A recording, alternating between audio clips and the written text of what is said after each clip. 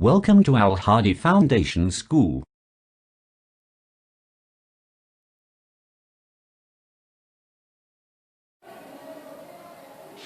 Page number 7. Compound. Compound is a substance made up of two or more elements, chemically combined together in a fixed ratio by mass.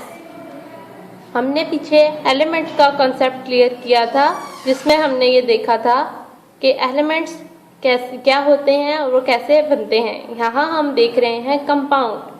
Compound ऐसा substance है जो एक जैसे दो elements या एक से ज़्यादा एलिमेंट्स के आपस में केमिकली कॉम्बिनेशन से बनते हैं, यानी कि उनमें जो एलिमेंट्स की रेशो होती है वो फिक्स होती है, उनकी अमाउंट फिक्स होती है, वो चेंज नहीं होती है और वो रेशो उनके मैस के अकॉर्डिंग होती है।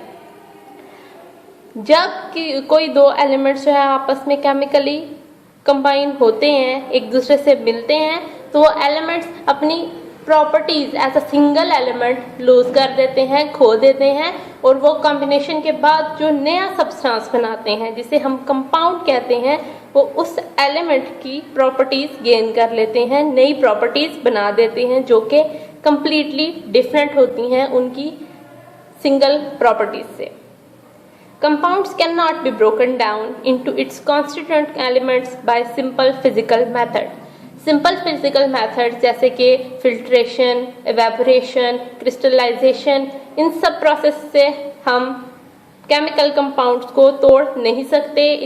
जिन एलिमेंट्स से ये मिलकर बने हैं हम उनमें इनको तोड़ नहीं सकते, बल्कि इससे हम नए एलिमेंट्स नहीं बना सकते। ये जैसे हैं वैसे ही रहेंगे। इसके लिए हमें कॉम्प्लेक्स केमिकल मेथड्स अपनाने पड़ेंगे। एग्जाम्पल हम लेते हैं कार्बन डाइऑक्साइड। हम देखते हैं carbon dioxide CO2। Carbon dioxide बनती है जब कार्बन का एक मोल और ऑक्सीजन के 2 मोल आपस में केमिकली कंबाइन करते हैं, आपस में एक दूसरे के साथ मिलते हैं। अब इसमें कार्बन डाइऑक्साइड का ये एक मोल, एक मॉलिक्यूल हमने लिया है, इसमें अब कार्बन और ऑक्सीजन की रेशो फिक्स है। Let's take its mass number. Carbon हमारे पास होता है 6। कार्बन हमारे पास कार्बन मास है 12। ऑक्सीजन का एक मॉलिक्यूल का मास है 16।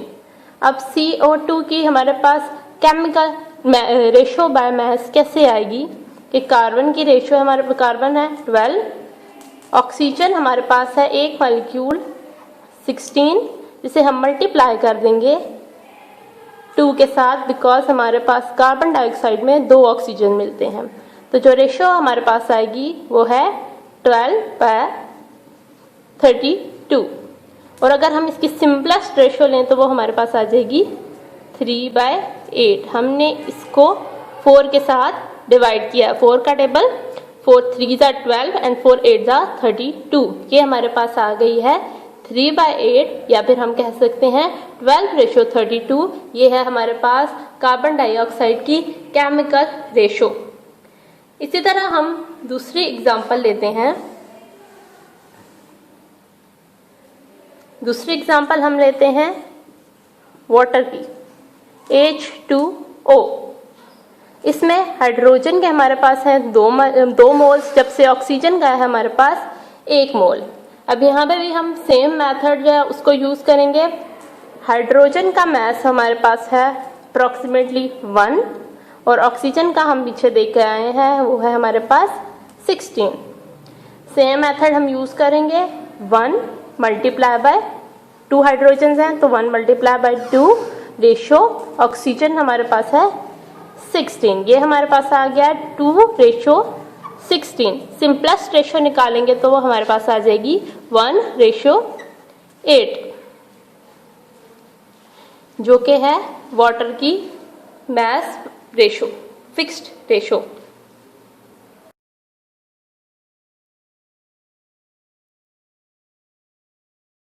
Move to page number 8.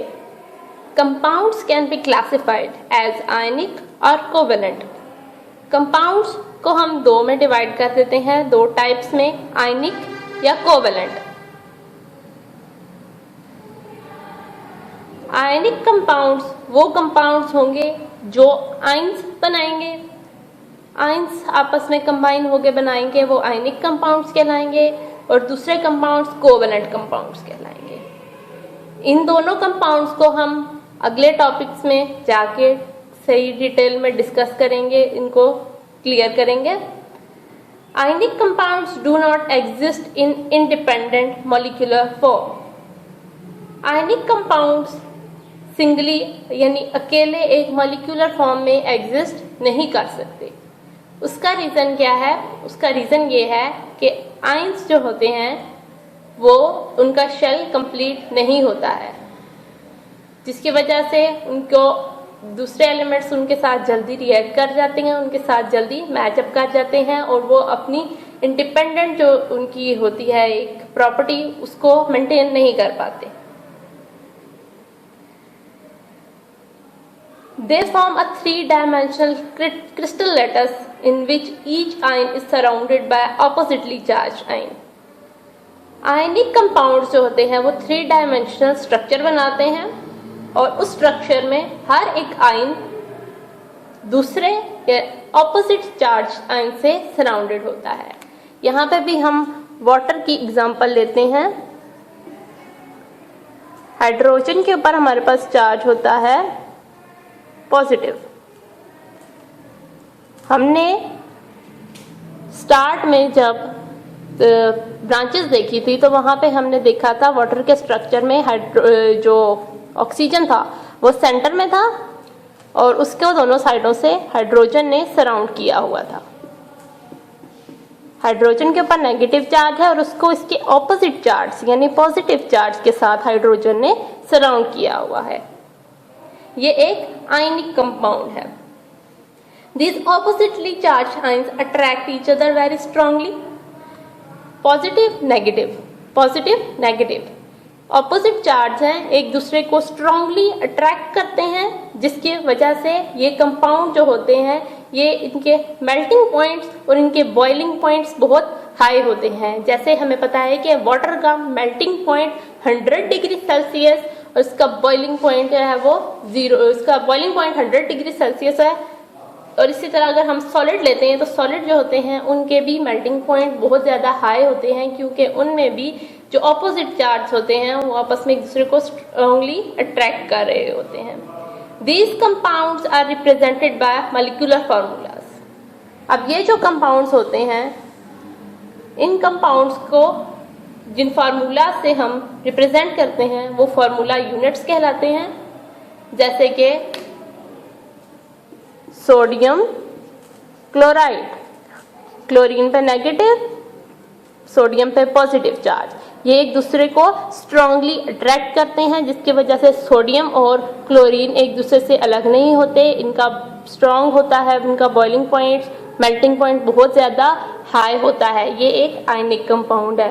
बिल्कुल इसी तरह हम कॉपर सल्फेट को लेते हैं CuSO4, तो उसमें भी सेम यही होता है कि उसके कंपाउंड्स भी आपस में स्ट्रांगली एक दूसरे को अट्रैक्ट करते हैं अपने चार्जेस की वजह से, और वो एक दूसरे से अलग नहीं होते, जिसकी वजह से उनका बॉइलिंग पॉइंट और मेल्टिंग पॉइंट बहुत ज़्यादा हाई होता है।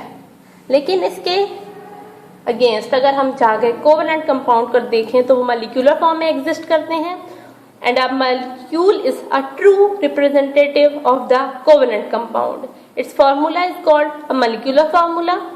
Like हमने देखा था वाटर, ये मॉलिक्यूल्स को रिप्रेजेंट कर रहा है। इसी तरह HCl hydrochloric acid, H2SO4 sulphuric acid, CH4 methane, ये सब हमारे पास कोवेलेंट कंपाउंड है, और ये इन सब के मॉलिक्यूलर फार्मूलाज।